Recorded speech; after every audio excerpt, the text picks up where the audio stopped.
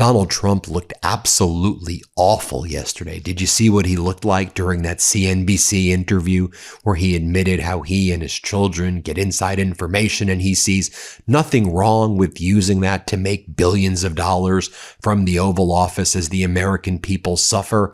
And then late last night, again, I mean, look at Donald Trump as he's rotting away. He was having a psychotic meltdown, making posts where he attacks NATO. He was making posts like this. Ridiculous for the United States to continue along this one-sided path when the relationship is not reciprocal. They were not there for us. DJT. Just continuing to attack NATO right now while Putin launches ballistic missile strikes into Ukraine, striking Kyiv and numerous cities there as Donald Trump refuses to provide Patriot interceptors to Ukraine or to NATO allies who want to purchase it, by the way, to give Zelensky in Ukraine. We saw the death toll continue to rise right now in Kyiv and across Ukraine. Going back to that disastrous interview, though, that Donald Trump gave yesterday with CNBC, did you see some of that? Donald Trump admitted that, yeah, me and my kids get inside information. Yeah, we make billions of dollars, but so what? I tell my kids, just stay away as much as you can. Here's what Donald Trump told Joe Kiernan of CNBC. Here, play this clip. I feel badly in a way for my kids because every time my kids do, if they invest in a stock or if they go and do a bill, anything they do, because the presidency is so powerful, so big, everything, right. If they buy a cupcake company, well, the energy to make the cupcakes is, sort of like, how's my energy policy? So therefore you have a conflict. Almost anything they do, if they want to buy a truck, if they want to buy, if they buy an energy efficient truck, they have inside information. It's pretty tough in that sense. I tell my kids, stay away from as much as you can stay away from, but they also have a life, And then Donald Trump continued to spread the lie that Iran has to buy American corn and they're going to help the farmers and they're going to help the truckers. And so the American people are really going to get rich from this memorandum of understanding. Of course, Donald Trump continues to lie about this. Iran's leaders like MB Ghalibaf and Foreign Minister Aragchi say, we never agreed to that. Just take a look at what the MOU is. That's what we've agreed to. The MOU is the deal. And now we can move on to technical discussions, although the prior technical discussions resulted in no progress at all. But here's what Donald Trump says, that, look, Iran, they're making no money, so we're just going to take some of their money. Well, what do you even mean here? Play this clip. We're going to take some of the money and we're going to buy them. They need food. They need corn and wheat and soybeans, and we're going to have exclusively our American farmers provide that, assuming we get to the position where we should get to. I think we're going to get there. Their strength is gone. Their bravado is gone, although they keep up a pretty good front. The one thing they do have is fake news. The New York Times said the other day that Iran is in better position now than it was 4 months ago. I said, wait a minute. Their military is gone. Their inflation is up to 300% from 5%. Their leaders are gone. Their second row of leaders are gone. Some of their third row of leaders are gone. Their generals are mostly wiped out. But they said that they are in better shape today than they were 4 months ago before we attacked. No, we were very strong. Then Donald Trump said, and look, we blew up Iran's radar. We blew up their radar again. We blew up everything. They have nothing at this point. Again, Donald Trump is lying. Here, play this clip. Them are really big ships. And in a way, they had courage going out. But our Navy took them out. We escorted them out. And nobody knew. The lights were off. Everything was off. Everything was silent. We blew up Iran's radar. They had no radar. They still don't. We blew it up again the other night. They had a nice new radar set. They were all set to go. And we blew it up last week.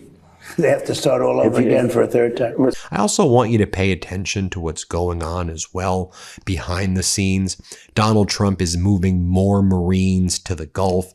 Remember how we had J.D. Vance and Marco Rubio basically say the MOU isn't even really, something that's like a deal. It's just basically giving us 60 days to refill our stocks, referring to the fact that the strategic petroleum reserves in Cushing, Oklahoma are basically at technical tank bottom. As Robert Pape explains, military action speaks louder than words. You take a look at Stars and Stripes, which reports on the movements of American military. Another amphibious assault ship joins U.S. naval buildup amid Iran talks. So there's a naval buildup taking place right now that's perhaps even bigger than the prior naval buildup.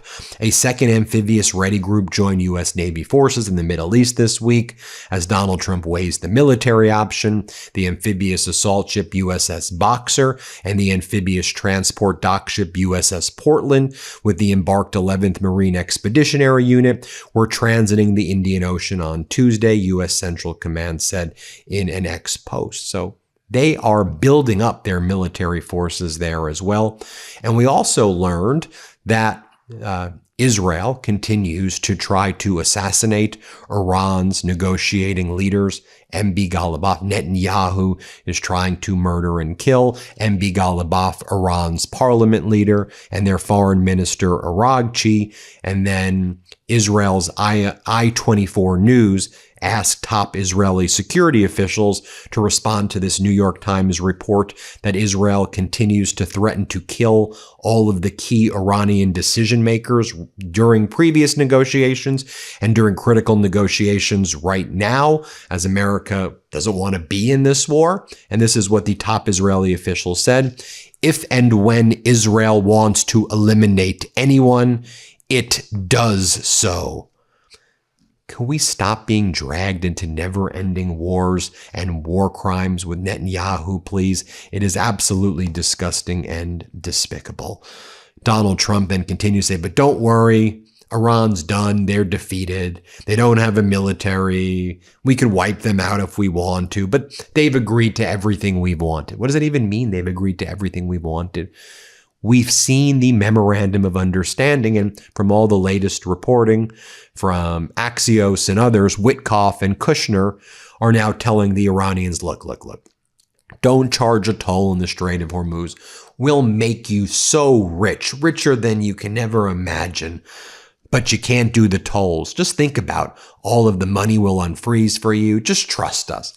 You think the Iranians trust you, especially after every other negotiation has resulted in Trump and Netanyahu invading, and as the Netanyahu regime continues to say, we reserve the right to kill the Iranians whenever we want to kill the Iranian leadership. Anyway, here's what Trump said about how we defeated them militarily. Play this clip. And what have I done? I've defeated them militarily. They're totally defeated militarily. They have some missiles left. We could wipe them out too. And I hit them 3 times last week very hard because they sent a drone into a ship. I hit them. Then they did something else and I hit them. I hit them 3 nights in a row. The week before I hit them 2 nights in a row very hard. And we're negotiating and we'll see whether or not. I think they've agreed to just about everything we need. No. And then Donald Trump was asked about his crypto earnings, over $2 billion. So what do you make of that? Do you think that's appropriate? And then Donald Trump says, of course, how else are we going to beat China? If you want to beat China, you got to lean it. What are you even talking about? First off, you've crashed crypto in the United States. I mean, lots of people, outside of even the Trump meme coins where people lost all their money. In other crypto ventures, people have lost pretty much all of their money at this point. Or there's massive crash. Look at the Bitcoin crash. You've seen massive crashes there. But what do you mean that you making billions of dollars while the people who held your meme coin lost billions of dollars, over $4 billion, that makes us stronger against China? Like, what the hell is this idiot even talking about? Here, play this clip. But making money in the stock market, that makes sense. So as far as crypto goes, and yeah. I'm just wondering, you didn't divest your business, you have your sons running it. I think vice presidents and presidents aren't subject really to conflict of interest laws, but there's this notion that you need to be aware of conflict of interest. Yeah. There was a large sum of money made in crypto. Did you know that your family business was going to engage in crypto? Did you have anything? Well, I was there before I was in office. But the way I view crypto is a little differently. We have to be at the top, otherwise China's going to take it over. Like, for instance, AI, we're leading substantially in AI over China and everybody else. I mean, we're leading. When I was with President Xi 3 weeks ago, he greeted me, and his first words, I mean, literally were, wow, you've really done a great job. You've really, because this country was dead. We had a dead country. And then he claims he doesn't know about the money he made on crypto. I don't know. Why would I know about that? You don't know about over $2 billion that you made? You don't know about that. That's just, you're hearing about it now from the first time. Here, play this clip. One in AI. In the disclosure this week, the amount of money that you and the family made in crypto, it was an outsized number. I was just asking, were you know about the crypto ventures? So that was just something. By the way, I could know about it. I didn't. Right. I mean, there's nothing illegal. There's nothing wrong with it. I could know. There's I remember on Title 18, Section 208 from Congress, you, the Vice President, and you do not have, you would have to recuse yourself. I didn't even know that. You would have to recuse yourself on every decision that could, running the country, that could have anything to do with you. So it just isn't feasible to do it. Well, I feel. And then Donald Trump says that he was the best and is.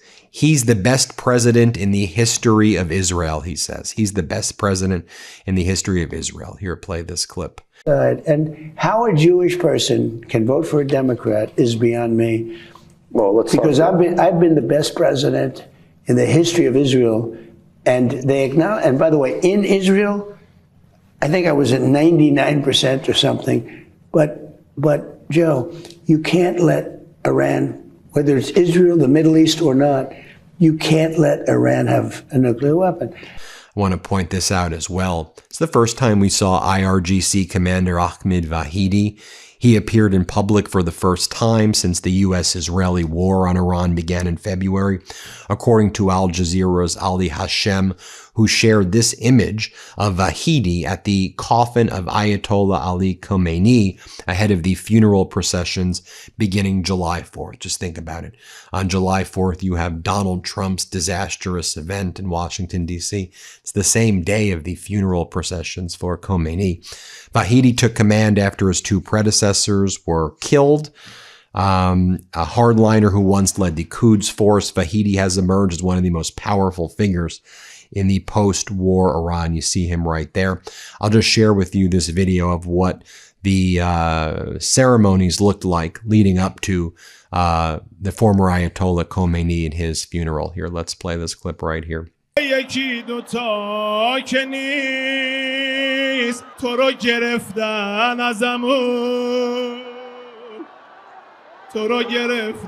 Also, CENTCOM was posting images like this. CENTCOM leads regional security dialogue with 12 nations in Bahrain. U.S. CENTCOM led a regional security dialogue hosted by the Bahrain Defense Force. Iran's foreign minister Araghchi posted, has CENTCOM brought security or insecurity to our region? The answer is clear. Equally, our powerful armed forces have proven that outsiders cannot even protect themselves. Peace in our region can only be sustained when comprehensive and inclusive with no outside interference. The foreign ministry spokesperson writes, the United States has constantly demonstrated its complete contempt for genuine peace and security in West Asia. Such gatherings are nothing more than performative posturing aimed at concealing America's destabilizing policies and lawless behavior in the region. The countries of the region must remain vigilant and draw clear lessons from the most recent U.S. and Israeli military aggression and malign acts that breached regional peace and security. And indeed, we are seeing at a regional level, Iran inking deals, formal or informal, with Saudi Arabia and Qatar and others in the region, who are looking for a post-U.S. security umbrella arrangement there. Okay, well, that's where we're at right now. We'll keep you posted every step of the way.